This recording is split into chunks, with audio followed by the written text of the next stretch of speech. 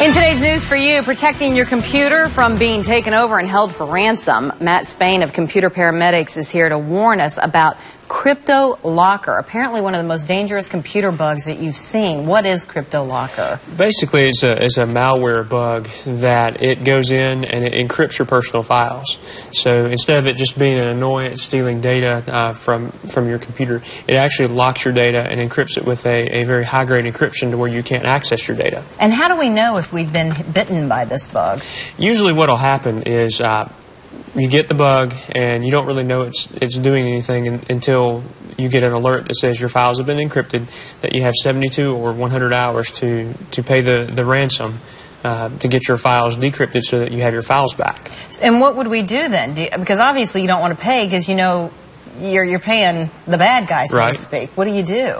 Well, if you think you have the bug or you suspect you have the bug, the first thing you want to do is turn off the computer and don't use it. The more time it's on with the bug, the worse it gets. So shut the whole system down immediately. Turn it off. Okay. Yes, ma'am. Okay. And then what do? You get some kind of software to fix it? You can get security software. There's a lot of different security products out there. We recommend a couple, but they will remove the bug, but they won't decrypt your files. The bad guys still have you hostage. So what do you do? Because I mean, that sounds so scary then that they have everything that you think is safe on your computer. There are several things. If you have a backup, we can restore your data from a backup. There's also a couple of hidden shadow copies of your data that may or may not be intact that we could pull data from. So that our viewers never get into that situation, what do you recommend they do on the computer to protect something like that from ever hitting? The CryptoLocker bug typically comes from an email. And so if you get an email that has an unusual attachment or an email from someone you don't necessarily know or an email that's not quite right, just don't open it. Okay.